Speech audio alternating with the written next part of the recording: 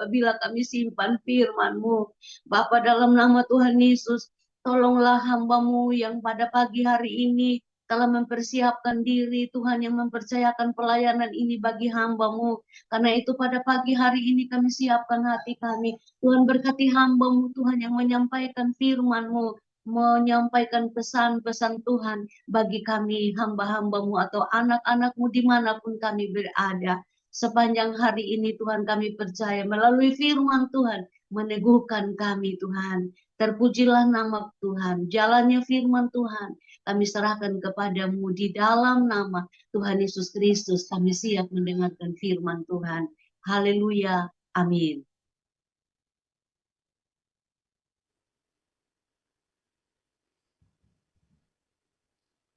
Baik Bapak Ibu Saudara, selamat pagi, selamat menikmati kasih dan kemurahan Tuhan di hari ini buat kita semua. Puji Tuhan, kita akan melandasi kebenaran firman Tuhan pagi ini di dalam kitab 2 Raja-Raja pasal yang keempat ayat yang kedua. Beberapa hari yang lalu kita sudah belajar dari kebenaran ini, tapi hari ini kita akan melihat dari dimensi yang berbeda. 2 Raja-Raja pasal yang keempat ayat yang kedua dikatakan, jawab Elisa kepadanya, apakah yang dapat kuperbuat bagimu? Beritahukanlah kepadaku apa-apa yang kau punya di rumah. Berkatalah perempuan itu, hambamu ini tidak punya sesuatu apapun di rumah, kecuali sebuah buli-buli berisi minyak. Nah, kebenaran ini merupakan bagian dari kisah seorang janda yang suaminya meninggal dan kemudian diceritakan bahwa dia terlilit hutang. Nah, dalam kondisi yang begitu sulit bagi dirinya, bagi anak-anaknya, dia datang kepada hamba Tuhan ini. Elisa adalah seorang nabi, dan kemudian wanita ini atau janda ini dia meminta pertolongan karena para penagih hutang mengancam akan mengambil kedua anaknya sebagai budak. Dia datang dengan menceritakan apa adanya. Dia berbicara dengan jujur kepada hamba Tuhan ini. Nah, seringkali persoalan kita terasa begitu sulit,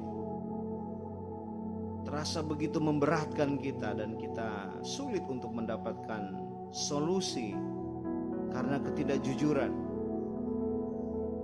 Ingat bahwa ketidakjujuran dapat menimbulkan masalah-masalah baru yang pada akhirnya orang lain pun takut untuk menolong kita. Pernahkah kita merasa terjebak dalam sebuah situasi yang semakin rumit karena kebohongan yang kita pikir kecil? Atau mungkin kita pernah menyaksikan bagaimana ketidakjujuran seseorang merusak hubungan yang berharga itu. Kitab Amsal pasal yang ke-12 ayat yang ke-6 dikatakan, perkataan orang fasik menghadang darah, tetapi mulut orang jujur menyelamatkan orang. Sekali lagi, perkataan orang fasik menghadang darah, tetapi mulut orang jujur menyelamatkan orang. Amsal ini ditulis dalam konteks masyarakat kuno, sebuah masyarakat yang agraris yang sangat menghargai nilai-nilai moral dan etika. Bahasa memiliki kekuatan yang sangat besar dalam masyarakat ini. Kata-kata dapat membangun, kata-kata dapat menyatukan, kata-kata, kalimat dapat menyembuhkan.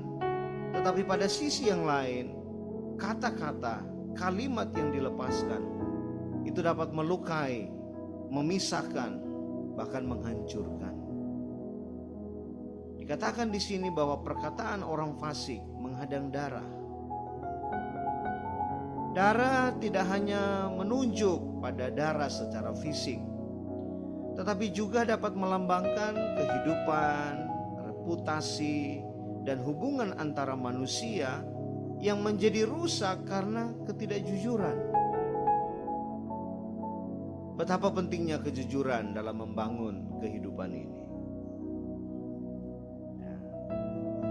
Nah, Bapak Ibu Saudara, saya teringat bahwa ketika kami selesai mengadakan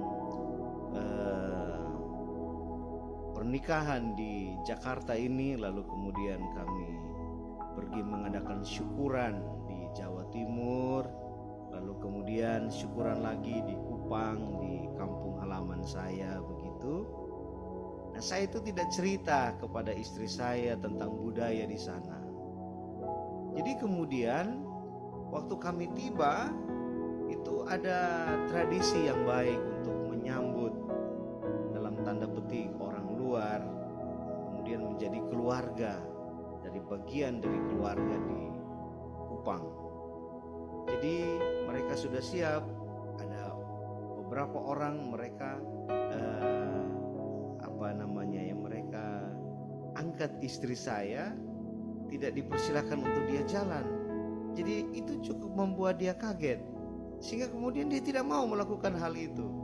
Dan ini tentunya akhirnya berakibat sesuatu yang tidak baik. Orang-orang di sana kemudian merasa dia sombong dan lain sebagainya. Nah, ini sesuatu yang kita tidak cerita, itu pun menimbulkan sesuatu yang tidak baik. Apalagi ketidakjujuran.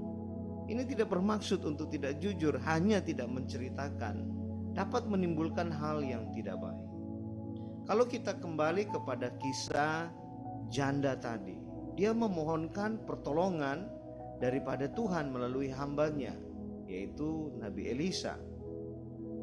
Tapi kalau dia tidak cerita apa adanya, orang sulit mendapatkan solusi. Orang sulit memberikan pencerahan kepadanya. Nah, ini Bapak Ibu Saudara. Jadi ini sangat penting dalam kehidupan kita, termasuk di dalam pelayanan. Besok kita akan melayani, banyak gereja mengadakan perjamuan Tuhan di minggu yang pertama, dan kita melayani. Penting sekali untuk kita menerapkan kebenaran ini dalam pelayanan kita. Penting sekali kita menerapkan kebenaran ini dalam keseharian kita. Walaupun kita sudah sering kali mendengarkan berita atau kebenaran ini, tapi seringkali tanpa kita sadari, ini bisa saja menimbulkan hal-hal yang tidak menyenangkan, hal-hal yang tidak baik, gara-gara kita tidak bisa membahasakan apa yang sedang kita alami. Kami bersyukur sebagai gembala, sebagai hamba Tuhan, ada jemaat Tuhan jujur menceritakan keadaan dirinya, sehingga kemudian kami juga dapat mengambil langkah yang tepat untuk mengatasi apa yang sedang dialami, yang merupakan kesulitan di dalam hidupnya. Tapi andai kata menceritakan yang lain, maka tentunya itu juga tidak baik. Tidak baik buat dirinya, tidak baik buat kami. Dalam praktik hidup setiap hari, kita juga seringkali diperhadapkan dengan keadaan yang demikian. Orang yang kita sudah percaya, dia menjadi pelapor yang pertama, pembawa berita yang pertama, itu sedikitnya mengambil bagian besar di dalam cara berpikir orang yang mendengarkan berita yang dibawa, pesan yang dibawa pertama kalinya. Oke saja kalau kita bisa bercerita, tapi jangan kita lupa bahwa di dalam setiap kata dan kalimat yang kita lepaskan, itu bisa membangun, tapi bisa juga menghancurkan. Bisa menghidupkan, tapi bisa juga mematikan. Karena itu kita diingatkan kembali, penting sekali untuk kita menerapkan kejujuran ini di dalam berperilaku, di dalam membangun keseharian kita, di dalam membangun pelayanan, di dalam mendedikasikan kehidupan kita untuk sebuah kepercayaan Tuhan. Nah, mari pagi hari ini kita akan melihat lagi di dalam Yohanes pasal yang pertama. Ada satu contoh yang baik sekali untuk kita terapkan di dalam keseharian kita, di dalam pelayanan yang Tuhan percayakan kepada kita. Yohanes pasal yang pertama ayat yang ke-47 dan ayat yang ke-48 dikatakan, kata Filipus kepadanya, mari dan lihatlah. Yesus melihat Natanael datang kepadanya, lalu berkata tentang dia, lihat, inilah seorang Israel sejati, tidak ada kepalsuan di dalamnya. Kata Natanael kepadanya, bagaimana engkau mengenal aku? Jawab Yesus kepadanya, sebelum Filipus memanggil engkau, aku telah melihat engkau di bawah pohon ara. Satu kisah yang luar biasa yang kita bisa belajar di dalamnya, bahwa Natanael ini dipuji sebagai orang Israel sejati. Dan yang memberikan pujian itu justru datang daripada mulut Yesus sendiri. Sebuah apresiasi diberikan kepada Natanael, karena Natanael seorang yang jujur, seorang yang apa adanya. Kejujuran Natanael tercermin dalam sikapnya yang tidak berpura-pura. Keterus terangannya di dalam mengungkapkan keraguan itu merupakan satu potensi yang luar biasa, merupakan sebuah kekuatan besar, karena tidak semua orang bisa demikian. Kadang-kadang kita merasa kita sudah tahu, kita tiba pada satu kondisi, ternyata kita gak bisa buat apa-apa. Tapi ego kita kadang-kadang menghantar kita untuk seakan-akan kita sudah tahu semuanya, dan itu sangat tidak enak. Kita belajar daripada Natanael ini.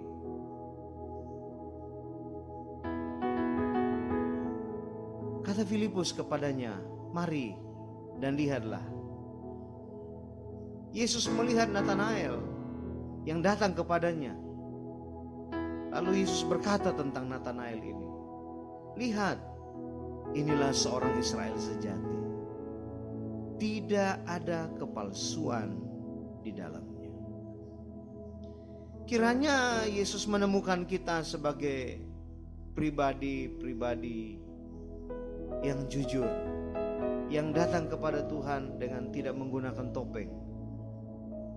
Kita datang kepada Tuhan dengan apa adanya, sebab sesungguhnya Tuhan yang tahu persis bahkan sampai kedalaman hati kita.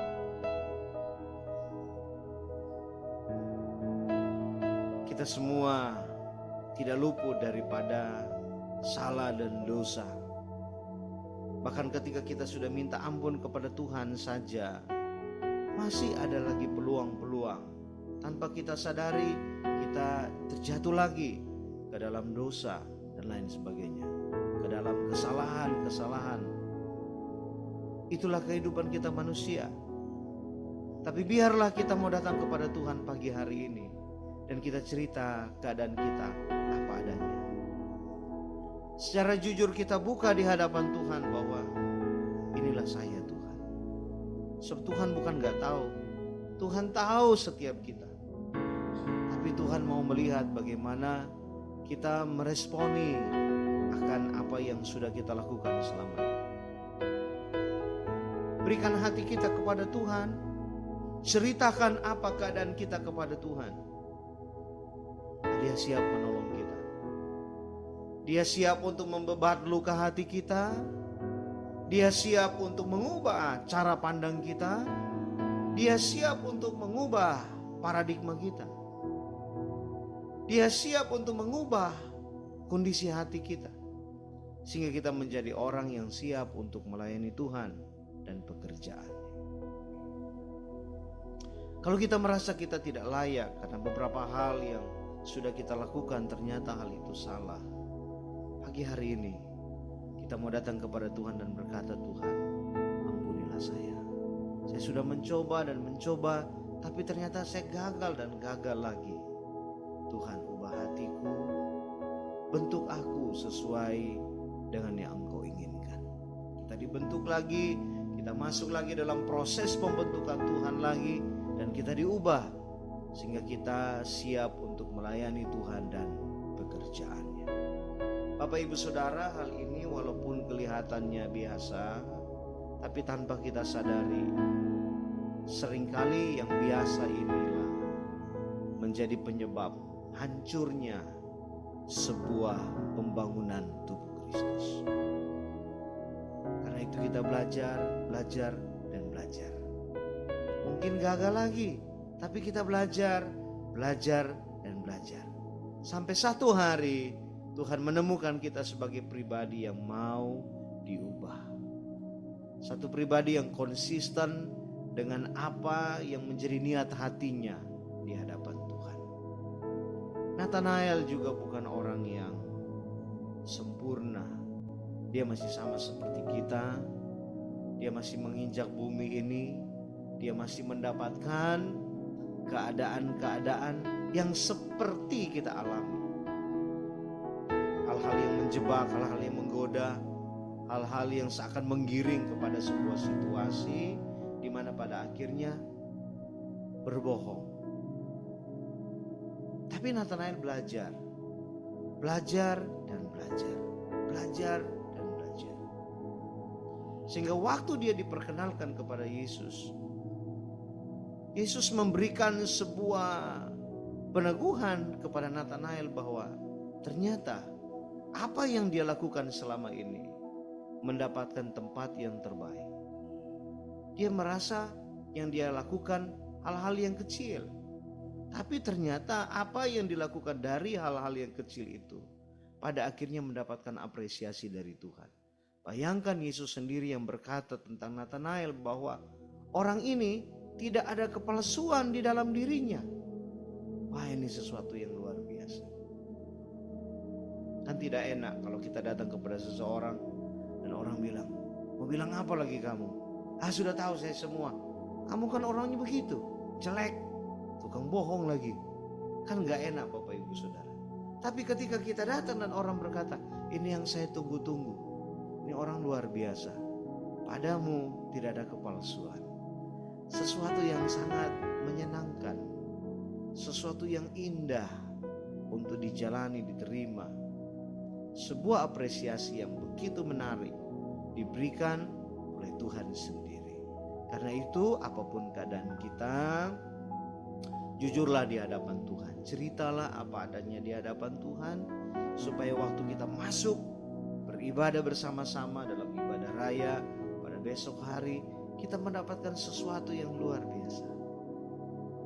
Yang mungkin ini sesuatu yang tidak mudah juga kepada orang-orang tertentu, tapi tidak secara kebetulan pagi hari ini kebenaran ini datang kepada kita.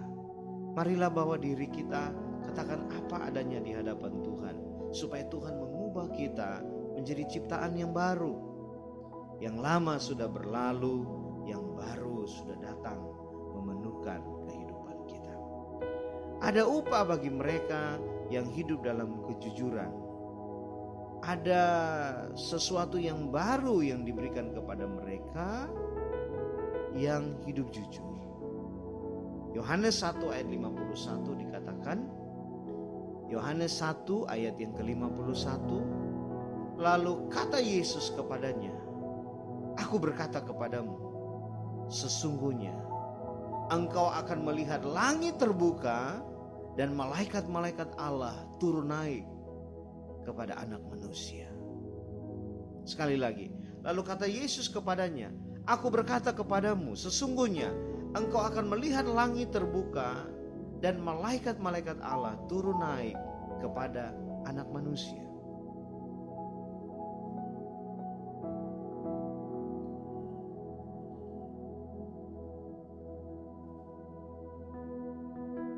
Ada sesuatu yang luar biasa yang dialami oleh Nathanael ini. Jadi orang yang belajar untuk hidup dalam kejujuran, tidak ada kepalsuan di dalam membangun kehidupannya, tidak ada kepalsuan di dalam membangun pelayanannya, maka ada sesuatu yang Tuhan siapkan bagi orang-orang yang demikian. Ada upah atas sebuah kejujuran. Nathanael, karena kepercayaan yang tulus kepada Yesus, dia mendapatkan janji untuk melihat hal-hal yang lebih besar. Kepercayaan ini bisa saja kita kaitkan dengan kejujuran. Ketika kita jujur dalam iman dan tindakan, kita sedang membuka diri kita untuk sebuah pengalaman yang lebih besar yang Tuhan akan nyatakan dalam kehidupan kita. Janji Yesus untuk melihat langit terbuka dan malaikat-malaikat naik turun, ini dapat ditafsirkan sebagai sebuah penglihatan rohani. Nah, orang yang jujur seringkali memiliki ketajaman rohani. Cara melihatnya begitu tajam. Mereka dapat melihat karya Tuhan dalam kehidupan mereka. Mereka dapat melihat karya Tuhan dalam diri orang lain. Mereka dapat menemukan kasih karunia. Nah, ini sesuatu yang luar biasa. Seringkali kita tidak bisa melihat potensi Tuhan dalam diri orang karena kita nggak jujur. Tapi waktu kita menerapkan kebenaran ini dalam diri kita, kita bisa menemukan hal-hal yang luar biasa. Kita punya ketajaman untuk melihat. Kita melihat orang lain bukan seperti musuh. Kita melihat orang lain bukan sebuah saingan bagi kita, tapi kita bisa menemukan kasih karunia Tuhan bagi orang lain. Seringkali dalam gereja Tuhan ini merupakan sebuah masalah, karena merasa dirinya dipakai Tuhan, orang lain gak dipakai Tuhan. Tapi kalau kita bisa hidup di dalam ketulusan, kejujuran ini, maka kita bisa menemukan kasih karunia juga dalam diri orang lain. Kita gak cemburu buta. Kita gak melihat orang lain berdasarkan mau-maunya kita. Tapi kita juga bisa melihat orang lain seperti Tuhan melihat kita. Kita juga mau kalau Tuhan menemukan kita sebagai orang yang jujur, orang yang apa adanya. Tapi biarlah hal yang sama juga dapat kita pakai untuk melihat keberadaan orang lain. Orang jujur selalu terbuka untuk mengalami karya Tuhan yang ajaib dalam hidupnya. Mereka tidak membatasi Tuhan dengan pemikiran mereka sendiri, tetapi siap untuk menerima kejutan-kejutan yang luar biasa dari Tuhan sendiri. Pastikan bahwa hidup kita didapati Tuhan sebagai pribadi yang jujur, pribadi yang siap dipakai, sehingga kita bisa melihat, nah ini malaikat turun naik. Kita bisa melihat hal-hal besar yang Tuhan mau buka bagi kita. Kalau kita hidup dalam kejujuran, kita akan diberikan cara berpikir seperti Kristus berpikir. Melihat orang yang sengsara, melihat orang yang menderita, melihat orang yang luntang-lantung, tidak tahu hari hidup depan, hari depannya seperti apa. Tidak tahu kehidupan di masa yang akan datang seperti apa. Sangat pesimis dengan keadaan dirinya. Nah, waktu kita hidup di dalam kejujuran, kita hidup di dalam ketulusan, maka kita akan mendapatkan ketajaman untuk melihat orang-orang yang demikian. Kalau kita tidak punya ketajaman, kita bisa banyak salah. Apalagi kita hidup di zaman ini. Orang yang jujur, orang yang baik, kita bisa salah pandang.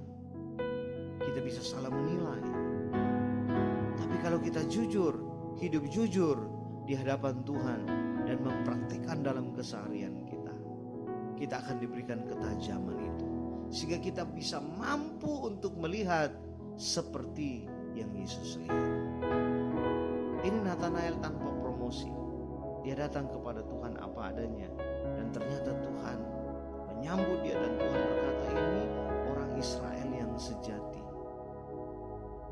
Bagaimana ketika kita selesai melayani Tuhan di besok hari? Bagaimana ketika kita selesai melakukan tugas-tugas pelayanan? Apakah Tuhan mendapati kita juga sebagai Nathanael yang melayani Tuhan dengan kondisi hati, dengan segala kesiapan, menyadari dirinya tidak mampu, tapi berterus terang hidup di hadapan Tuhan, hidup dengan kejujuran. Nah, ini yang Tuhan inginkan dalam kehidupan kita ini. Menutup renungan pada pagi hari ini, mari kita sama-sama perkatakan kebenaran di dalam Efesus 4 ayat yang ke-25. Efesus 4 ayat yang ke-25. Kita ucapkan bersama-sama dalam hitungan yang ketiga. Efesus pasal 4 ayat 25. 2, 3. Karena itu buanglah dusta dan berkatalah benar seorang kepada yang lain. Karena kita adalah sesama anggota. Haleluya. Sesama anggota sebagai bagian dari keluarga besar kerajaan Allah yang masih ditempatkan di bumi ini. Kita adalah gereja Tuhan, kita sebuah keutuhan. Maka kita diingatkan kembali oleh Rasul Paulus melalui Efesus 4 ayat 25 ini. Karena itu buanglah dusta dan berkatalah benar seorang kepada yang lain. Karena kita adalah sama-sama, kita adalah sesama anggota. Sesama anggota tubuh Kristus harus menyadari bahwa penting sekali untuk kita membuang dusta, penting sekali untuk kita berkata benar. Marilah kita renungkan sejenak, biarlah apa yang kita katakan itu adalah sebuah kebenaran. Apa yang kita perkatakan kepada orang lain itu sebuah kebenaran. Tahan sedikit kalau itu hanya masih merupakan gosip, berita-berita yang belum tentu benar. Tahan sedikit. Belajar untuk menjadi seseorang yang dikenan Tuhan dari cara berbicara kita. Buang segala dusta dan berkatalah seorang kepada yang lain. Berkatalah yang benar, bukan sekedar sebuah kata-kata. Ya, kadang-kadang tanpa kita sadari kita berhadapan banyak dengan orang-orang yang demikian. Atau mungkin tanpa kita sadari seringkali kita juga supaya kita diterima dalam sebuah komunitas, kita ikut-ikutan menjelek-jelekan orang. Kita diajari, diingatkan kemudian pada pagi hari ini supaya kita bisa berlaku seperti apa yang Tuhan mau dari hidup kita. Buang segala dusta, berkatalah yang benar seorang kepada yang lain. Apa yang kita katakan adalah sebuah kebenaran, bukan hanya iseng-iseng, bukan hanya ya supaya kita diterima ikut-ikutan aja, tapi kita tetap baik sama orangnya. Jangan Bapak Ibu Saudara ya. Ini sebuah nasihat yang baik bagi kita sekalian. Hiduplah di dalamnya dan percayalah bahwa ke depannya Tuhan akan semakin mempercayakan kita dengan hal-hal yang besar. Langit terbuka, artinya kita dipersilakan untuk melihat kemuliaan Tuhan. Kita dipersilakan untuk melihat hal-hal yang lebih besar, untuk mengalami hal-hal yang lebih besar, yang lebih dahsyat dalam kehidupan kita. Dan semua berawal ketika kita mau hidup jujur, hidup benar, berkata yang benar, berkata yang tepat, berkata sesuai dengan yang Tuhan mau. Tuhan memberkati kita semua. Selamat melayani. Haleluya. Bapa yang baik, terima kasih buat kebenaran firman-Mu. Walaupun sudah seringkali kami mendengarkan berita tentang hal ini, tapi seringkali juga kami terlilit dalam masalah dan masalah besar gara-gara tidak mampu untuk hidup benar, hidup yang jujur, hidup yang apa adanya sesuai yang Tuhan mau. Karena itu terima kasih Engkau membekali kami. Terima kasih Engkau menginginkan sesuatu yang lebih baik dari apa yang sudah kami kerjakan, yang sedang kami kerjakan, dan akan kami kerjakan nanti. Ini hati kami, ini hidup hidup kami secara total kami serahkan ke dalam tangan-Mu. Bentuk kami terus, bawalah kami hidup di dalam kebenaran-kebenaran Tuhan, dan bantulah kami untuk selalu berkata yang benar seorang kepada yang lain. Jauhkanlah kami dari hal-hal yang tidak Engkau inginkan, bahkan ketika hal itu merupakan sebuah godaan besar bagi kami. Tolong bawa kami, jaga kami, supaya kami tetap mempertahankan kualitas kami. Hidup sebagai orang yang jujur, hidup sebagai orang yang menjaga mulut ini untuk selaras dengan yang Tuhan inginkan, yang Tuhan mau di dalam kami, sehingga kami dapat mendapatkan upah. Pada akhirnya kami mendapatkan upah sebagai orang yang jujur, orang yang berkata benar, berkata sesuai dengan kenyataan. Terima kasih banyak Bapa kami yang baik.